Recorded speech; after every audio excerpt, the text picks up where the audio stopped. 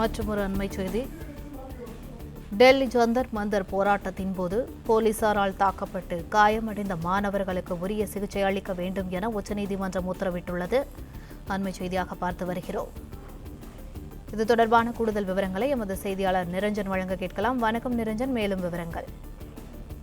ஜூலை 20ஆம் தேதி டெல்லியில் போராட்டம் நடத்திய மாணவர்கள் மீது பெல்லட் குண்டுகள் தாக்குதல் நடத்தப்பட்டதாக புகார்கள் எழுந்தது. அது சம்பந்தமான ஆதாரங்களும் வெளியான நிலையில் உச்சநீதிமன்றத்தில் இது சம்பந்தமான நிறைய வழக்குகள் என்பது தாக்கல் செய்யப்பட்டது. இந்த வழக்குகள் இன்று உச்சநீதிமன்ற தலைமை நீதிபதி சூரியகாந்த் அமர்வில் விசாரணைக்கு வந்தது. அப்பொழுது உச்சநீதிமன்ற நீதிபதிகள் பல முக்கியமான உத்தரவுகளை பிறப்பித்திருக்கிறார்கள்.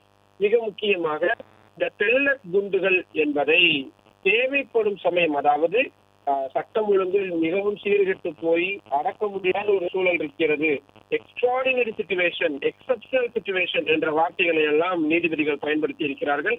அது போன்ற நேரங்களில் மட்டும்தான் காவல்துறையினர் இந்த பெல்லட் குண்டு துப்பாக்கிகளை பயன்படுத்த வேண்டும் என்ற ஒரு மிக முக்கியமான உத்தரவை பிறப்பித்திருக்கிறார்கள்.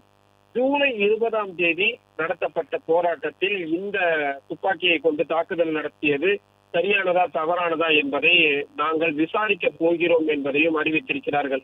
அது மட்டும் இல்லாமல் நிறைய மாணவர்கள் காயமடைந்து மோசமான நிலையில் மருத்துவமனைகளில் சிகிச்சை பெற்று வரக்கூடிய சூழலில் டெல்லி அரசு அவர்களுக்கு உயர்தர சிகிச்சை என்பதை வழங்க வேண்டும். அவர்கள் அனைவரும் உடனடியாக விரைவாக குணமடைவதற்கான மருத்துவ சிகிச்சைகளை வழங்க வேண்டும் என்ற உத்தரவும் பிறப்பிக்கப்பட்டிருக்கிறது.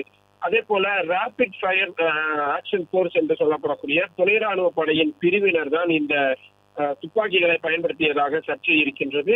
எனவே அவர்கள் யார் யார் எவ்வளவு துப்பாக்கிகளை இந்த சமயத்தில் கையில் வைத்திருந்தார்கள், அதில் எத்தனை குண்டுகள் பயன்படுத்தப்பட்டிருக்கிறது போன்ற அனைத்து விவரங்களையும் தயார் செய்யுமாறு மத்திய என்பது பிறப்பிக்கப்பட்டிருக்கின்றது.